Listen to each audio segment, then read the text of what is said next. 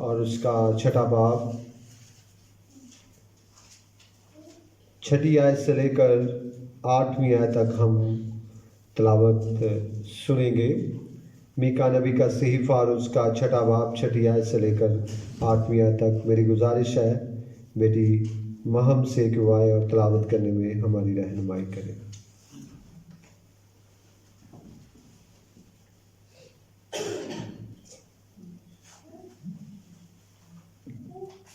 میری طرف سے آپ سب کو سلام۔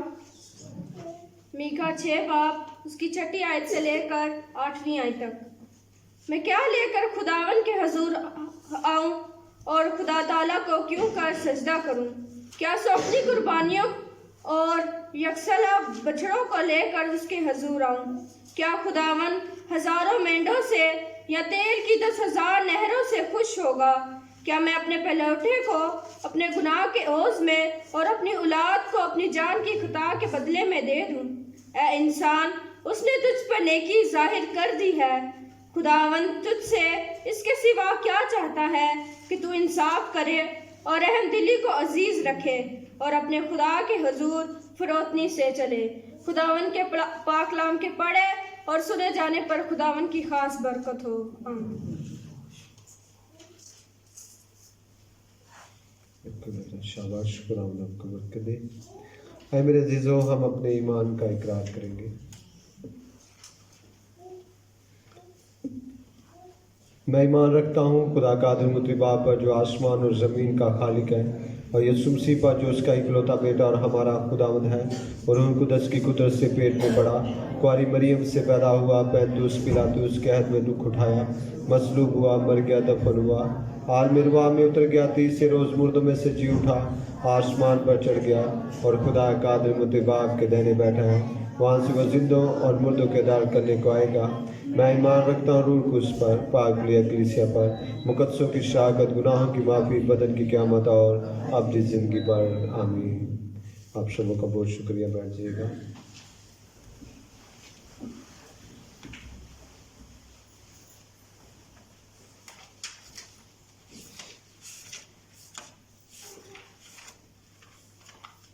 خدا ان کے جلالی اور خوبصورت نام میں آپ سبوں کو میری طرف سے سلام۔ میرے عزیزو، آج ہم تھوڑا سا وقت خدا ان کے کلام کو سیکھنے کی طرف لگاتے ہیں۔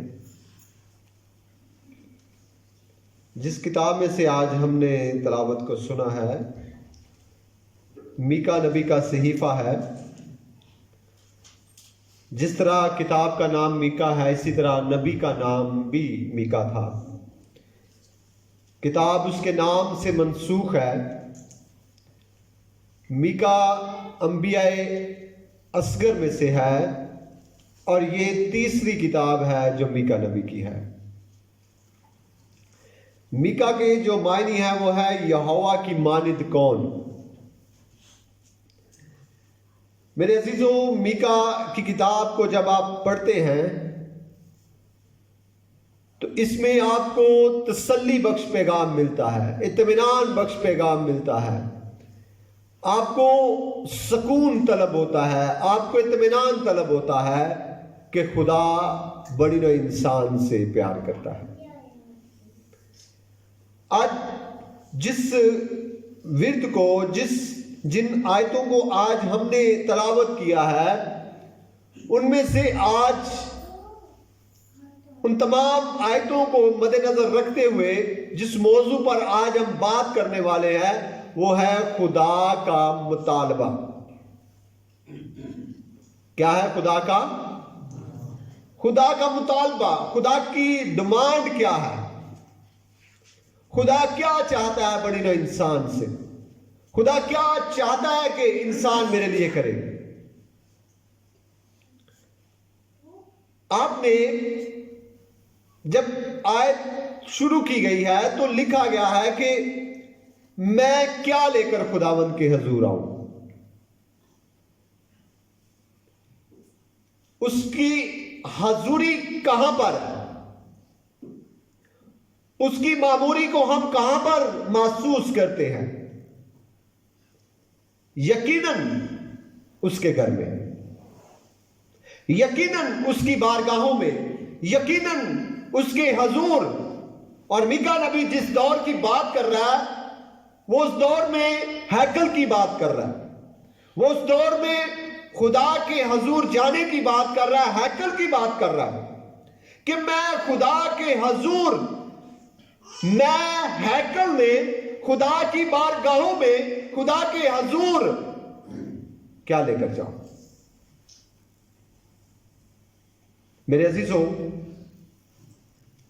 وہ کہتا ہے کہ اور خدا تعالیٰ کو کیوں کر سجدہ کروں, میں کس طرح خدا کو سجدہ کر سکتا ہوں, ہم کس طرح خدا کے حضور جھک سکتے ہیں, ہماری کس طرح ہمارا جھکنا خدا کے حضور مقبول ٹھہرے گا. میکا نبی کہتا ہے کہ یہ ایک سوال ہے اس کے سامنے. وہ کہتا ہے کہ میں کیا لے کر خدا کے حضور جاؤں, میں کیا لے کر خداوند کے حضور پہنچ جاؤں, میں کس طرح اسے سجدہ کروں. ہزاروں سال پہلے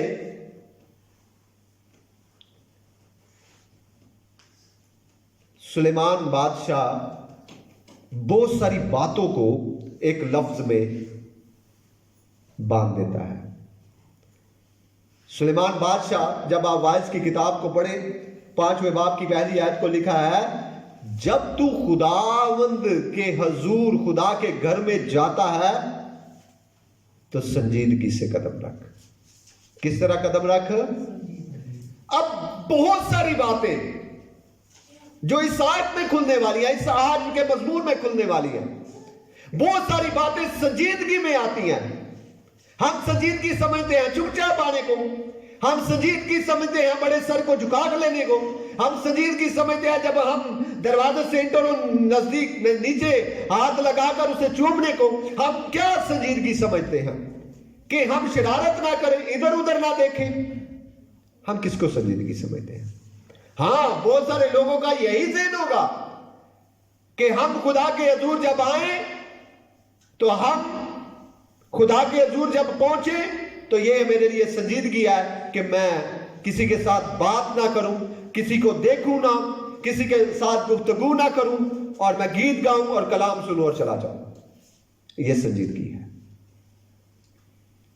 ایک طرح کی یہ سنجیدگی ہے, پر جس سنجیدگی کی وہ بات کر رہا ہے سلیمان بادشاہ, اس سنجیدگی کو آج ہم میکا نبی کے اس صحیفے میں دیکھیں گے. وہ کہتا ہے کہ میں کیا سوگندی قربانیوں اور یکسالہ بچڑوں کو لے کر خدا کے حضور آؤں. کیونکہ بائبل مقدس ہمیں یہ تعلیم دیتی ہے, اور پرانے عہد نامہ میں یہ بالکل سسٹم اسی طرح کے ساتھ تھا کہ جب بھی خدا کے حضور آنا ہے سوگندی قربانیوں کے ساتھ آنا ہے, جب بھی خداوند کے حضور پہنچنا ہے سوگندی قربانیوں کے ساتھ پہنچنا ہے. اور سوگندی قربانی یعنی وہ قربانی جو مکمل جلا دی جاتی ہے, جو آپ کے گناہوں کا کفارہ ہوتی تھی, جو آپ کے گناہوں کا اقرار ہوتی تھی کہ میں اقرار کرتا ہوں, میں خدا کے حضور جب آؤں تو میں اپنے گناہوں کو دور کروں, جب بھی میں خدا کے حضور پہنچوں میں اپنے ان گناہوں کو دور کروں, پھر خدا مجھے اپنی بارگاہوں میں مقبول ٹھہرائے گا. وہ کہتا ہے کہ میں ان اپنے ابو اجداد کی طرح جاؤں جو جب بھی چاہتے تھے سوگندی قربانیاں گزرانتے تھے, جب بھی جاتے تھے. یکسالہ کا مطلب ہوتا ہے 1 سال کا.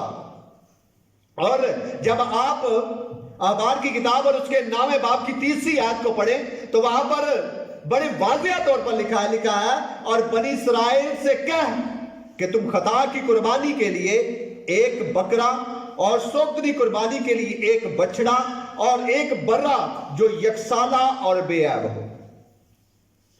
یہ حکم تھا خدا کا کہ یکسالہ کا مطلب ہوتا ہے 1 سال کا.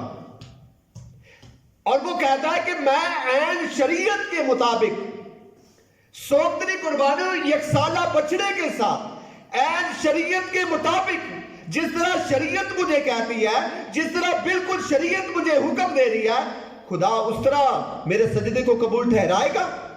وہ اس بات کا سوال رکھ رہا ہے. وہ کہہ رہا ہے کیا میں سوگندی قربانیوں اور یکسالہ بچڑوں کے ساتھ خدا کے حضور آؤں؟ پھر وہ کیا کہتا ہے؟ کہتا ہے 1000 مینڈوں. کتنے؟ مجھے یہ بتائیں، ہزاروں مینڈوں، ایک مینڈا قربان کرنا مشکل ہے، 2 10 20، یہاں پر تو وہ کہہ رہا ہے کہ ہزاروں مینڈوں کے ساتھ میں آؤں، کیونکہ پرانے عہد نامہ میں جب ہیکل کی مخصوصیت ہوئی، جب ہیکل کو مخصوص کیا گیا کہ آپ جانتے ہیں کہ وہ کتنی قربانیاں گزرانی گئی تھی، میں آپ کو بتانا چاہتا ہوں 22,000 بیلوں کو قربان کیا گیا تھا، 22,000 بیلوں کو قربان کیا گیا تھا، اور 1,20,000 بھیڑ بکریوں کو قربان کیا گیا۔ اب آپ دیکھیں کہ اتنی زیادہ قربانیاں گزرانی گئیں خدا کے گھر کی مخصوصیت کے لیے، خدا کے گھر کو مخصوص کرنے کے لیے، خدا کے گھر کو اوپن کرنے کے لیے، خدا کے گھر میں عبادت کے لیے مخصوص کرنے کے لیے۔ میکا نبی کہتا ہے کہ میں پرانے لوگوں کی طرح، اپنے ابو اجداد کی طرح، اپنے بزرگوں کی طرح، اب ان پرانے نبیوں کی طرح کیا کروں؟ میں ہزاروں مینڈوں کو قربان چڑھا دوں تاکہ اس کے حضور میری دعا قبول ٹھہرے؟ وہ کہتا ہے کہ میں یا تیل کی 10 نہروں سے خوش ہوگا، تیل کی 10 نہروں سے خدا خوش ہوگا۔ وہ کہتا ہے کیا میں اپنے پہلوٹے کو جو میرا بچہ ہے، جس طرح بت پرست لوگ اپنے معبود کو خوش کرنے کے لیے، اپنے معبود کی خوشی کے لیے اپنے پہلوٹوں کا بلیدان کر دیتے، اپنے پہلوٹوں کو جلا دیتے تھے، کیا میں اسی طرح اپنے پہلوٹے کو جلا دوں تاکہ میری اس کے حضور بارگاہوں میں یادگار ہو سکے، تاکہ وہ مجھے اپنے حضور قبول ٹھہرائے؟ وہ کہتا ہے کیا میں اپنے پہلوٹے کو اپنے گناہوں کی عوض میں اور اپنی اولاد کو اپنی جان کی خطا کے بدلے دے دوں؟ کیا اس سے خدا خوش ہو سکتا ہے؟ وہ کہتا ہے ان تمام باتوں کو خدا نے پیچھے رکھ دیا ہے۔ وہ کہتا ہے کہ نہ تو خدا سوختنی قربانیوں سے اپنے حضور کہتا ہے، وہ کہتا ہے خدا نہ تو یکسالہ بچڑے کو، نہ آپ کے ہزاروں مینڈوں کو، نہ آپ کے 10 تیل کی نہروں کو، نہ آپ کے بچوں کو، بلکہ خدا کیا چاہتا ہے؟ وہ کہتا ہے کہ آج میں آپ سب تک یہ عیاں کرنا چاہتا ہوں۔ وہ کہتا ہے کہ میں آج بنی اسرائیل پر، پوری دنیا پر عیاں کر دینا چاہتا ہوں کہ خدا اپنے حضور کیا چاہتا ہے۔ خدا چاہتا ہے، وہ کہتا ہے اے انسان، اس نے تجھ پر کیا کر دی ہے؟ نیکی ظاہر کر دی ہے، نیکی ظاہر کر دی ہے۔ نیکی کا مطلب ہوتا ہے احسان۔ خدا نے آپ کے حضور آپ پر احسان کر دیا ہے کہ نہ اب تم قربانیاں گزرانا، نہ اب تم بچڑے گزرانا، نہ اب تم یکسالہ بچڑوں کو ڈھونڈتے رہنا، نہ تم ان کے پیچھے جاتے رہنا، میں تم پر ظاہر کر دیتا ہوں کہ خدا کیا چاہتا ہے۔ خدا چاہتا ہے، خداوند تجھ سے اس کے سوا کیا چاہتا ہے؟ اس کے سوا کیا چاہتا ہے؟ وہ کچھ نہیں چاہتا، وہ چاہتا ہے کہ تو انصاف کرے۔ کیا کرے؟ تو انصاف کرے۔ بآواز بلند کہیے گا کہ تو انصاف کرے، رحم دلی کو عزیز رکھے، اور خداوند کے حضور کس طرح سے چلے؟ فروتنی سے چلے۔ یہ 3 باتیں خدا چاہتا ہے۔ خدا چاہتا ہے کہ نہ تو مجھے بچڑوں کی ضرورت ہے، نہ مجھے یکسالہ بروں کی ضرورت ہے، نہ مجھے ہزاروں مینڈوں کی ضرورت ہے، نہ مجھے کچھ اور چیز کی ضرورت ہے۔ مجھے اگر ضرورت ہے تو وہ یہ ہے کہ انصاف کیا جائے۔ آپ انصاف کریں۔ عدالت کا کام کس کا ہے؟ مجھے بتائیے گا۔ عدالت کا کام خدا کا ہے۔ کس کا ہے؟ اب وہی عدالت کا مطلب ہوتا ہے انصاف۔ جو انصاف کرے اسے عدالت کہتے ہیں۔ اب وہی ترازو خدا نے آپ کے ہاتھ میں دے دیا ہے۔ اب آپ انصاف کریں۔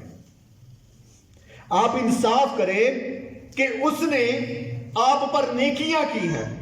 آپ انصاف کریں، ایک پلڑے میں آپ اس کی نیکیاں اور اس کے احسان اور اس کی نعمتیں رکھتے جائیں۔ ایک پلڑے میں آپ اس کے احسانات، آپ اس کی نیکیاں، آپ اس کے فضل کو آپ ایک پلڑے میں وہ رکھتے جائیں اور دوسرے پلڑے میں آپ امان رکھتے جائیں، اپنے رکھتے جائیں کہ آپ خدا کے لیے کیا کرتے ہیں، آپ خدا کے لیے کیا کر رہے ہیں، آپ عبادت کر رہے ہیں، آپ دعا کر رہے ہیں، آپ خداوند کے حضور چل رہے ہیں، آپ خداوند کے حضور کس طرح سے چل رہے ہیں۔ تولیں اپنے آپ کو آج، پورا اتر رہے ہیں یا کم اتر رہے ہیں۔ وہ کہہ رہا ہے کہ خدا اس کے سوا کیا چاہتا ہے کہ تو انصاف کرے، انصاف کر اپنی زندگی سے، انصاف کر اپنے کاروبار سے، انصاف کر تو اپنے رزق سے، کہ خدا تیرا تجھے کیا دے رہا ہے اور بدلے میں تو خدا کو کیا دے رہا ہے۔ انصاف کر تو اپنے آپ سے، انصاف کر تو آج اپنے بھائی سے، انصاف کر تو آج کلام سے، کہ خدا کا کلام میں سنتا ہوں پر عمل نہیں کرتا، یہ کیسا خدا کے ساتھ انصاف ہے، یہ کس طرح کی زندگی ہے میری۔ میرے عزیزو، خدا چاہتا ہے کہ مجھے تیری قربانیوں کی ضرورت نہیں، مجھے تیرے بچڑوں کی ضرورت نہیں، بس صرف انصاف کر کہ میں تیری زندگی سے کیا چاہتا ہوں اور تو مجھے کیا دے رہا ہے، تو مجھے کیا دے رہا ہے، انصاف کر۔ دوسری بات جو وہ کر رہا ہے، وہ کہہ رہا ہے کہ رحم دلی کو عزیز رکھ۔ عزیز کا مطلب ہوتا ہے پیارا، عزیز کا مطلب ہوتا ہے محبوب، عزیز کا مطلب ہوتا ہے دل پسند۔ میرے عزیزو، رحم دلی کو پسند کرنا یہ خداوند کو پسند ہے، رحم دلی کو عزیز رکھنا یہ خداوند کو پسند ہے۔ اب رحم دلی یہ ہے کہ ہم دوسروں پر رحم کریں، اور تیسری بات جو میں کرنے والا وہ یہ ہے کہ فروتنی کو کیا رکھیں، فروتنی سے خداوند کے حضور چلے۔ میرے ساتھ ہیں آپ سب، بولے ہاللیلویا۔ کس طرح سے چلنا ہے خداوند کے حضور؟ فروتنی سے، اور فروتنی کا مطلب ہوتا ہے جھک کر، نیچا بن کر، چھوٹے بن کر خداوند کے حضور چلیں گے تو خداوند کہتا ہے کہ میں فروتنوں کو کیا کرتا ہوں؟ سرفراز کرتا ہوں۔ اور فروتنی صرف کس طرح کی ہونی چاہیے؟ نظر آنی چاہیے۔ بائبل مقدس میں خود دیر فروتنی پر بات کروں گا۔ کلسیوں کا خط اور اس کے 3 باب کی 12ویں آیت کو پڑھے تو وہاں پر لکھا ہے، اور خدا کے برگزیدوں کی طرح جو پاک اور عزیز ہے، درد مندی اور مہربانی اور فروتنی اور حلم اور تحمل کا لباس پہنا۔ فروتنی ایک لباس ہے۔ فروتنی کیا ہے؟ ایک لباس ہے۔ فروتنی کو جب آپ پہن لیتے ہیں تو اس میں کیا کچھ جذب ہو جاتا ہے، میں آپ کو بتانا چاہتا ہوں۔ جب آپ فروتنی کا لباس پہنتے ہیں، اس کے اندر غصہ کنٹرول ہو جاتا ہے، اس کے اندر اپنے بھائی کے بارے میں باتیں کرنا کنٹرول ہو جاتی ہیں، اس کے بارے میں جب آپ فروتنی کا لباس پہن لیتے ہیں، اس میں بہت ساری چیزیں جو ہے وہ آپ ضبط کر لیتے ہیں، کیونکہ فروتنی کا لباس جب آپ پہنتے ہیں تو لباس پہنتے کس لیے ہیں؟ اپنے بدن کو ڈھانکنے کے لیے، اپنی شرمندگی کو ڈھانکنے کے لیے۔ تو جب فروتنی کو آپ پہن لیں گے تو فروتنی آپ کے بدن میں جو بری چیزیں ہیں ان پر پردہ ڈال دے گی۔ کیا ڈال دے گی؟ پردہ ڈال دے گی۔ میرے عزیزو، بائبل مقدس میں جب آپ پہلا پطرس کے 5ویں باب کی 5ویں آیت کو پڑھیں تو وہاں پر لکھا ہے، اے جوانوں تم بھی برگزیدوں کے تابع رہو، بلکہ سب کے سب ایک دوسرے کی خدمت کے لیے فروتنی سے کمر بستہ رہو، اس لیے کہ خدا مغروروں کا مقابلہ کرتا ہے مگر فروتنوں کو توفیق بخشتا ہے۔ میرے عزیزو، خدا فروتنوں کو توفیق بخشتا ہے کس بات کی؟ آگے بڑھنے کی۔ خدا فروتنوں کو توفیق بخشتا ہے سر بلندیوں تک جانے کی۔ خدا فروتنوں کو توفیق بخشتا ہے خوشیوں کی۔ خدا فروتنوں کو توفیق بخشتا ہے احسانیوں کی۔ خدا فروتنوں کو توفیق بخشتا ہے آپ کی زندگی میں تندرستی کی۔ یہ توفیق ہے اس کی۔ میرے عزیزو، زندگی میں اپنے آپ کو ہمیشہ فروتن بنائیں، क्या बनाए? फरोतन बनाए, क्योंकि खुदा जो है फरोतनों से प्यार करता है। खुदा जो है फरोतनों के साथ रहना पसंद करता है। जब आप यसाया की किताब और उसके 30 बाब की 34वीं आयत को पढ़ें तो वहाँ पर लिखा है यकीनन वो ठट्ठाबाजों पर ठट्ठे मारता है, लेकिन फरोतनों पर क्या कर देता है? फजल कर देता है। मेरे अजीजों, खुदावंद आपकी ज़िंदगी से कुछ ज़्यादा नहीं चाहता। वो ये नहीं चाहता कि आप उसके हजूर बहुत कुछ लेकर आए। वो चाहता है कि सिर्फ आप इंसाफ करें, आप इंसाफ करें और आपकी ज़िंदगी में रहमदिली हो और आपकी ज़िंदगी में फरोतनी हो। खुदावंद आपको अपनी बारगाहों में कबूल ठहराएगा। खुदावंद आज के कलाम के वसीला से हम सबों को बड़ी बरकत बख्शे। आमीन। बहुत शुक्रिया। खुदावंद आप सबों को बरकत दे।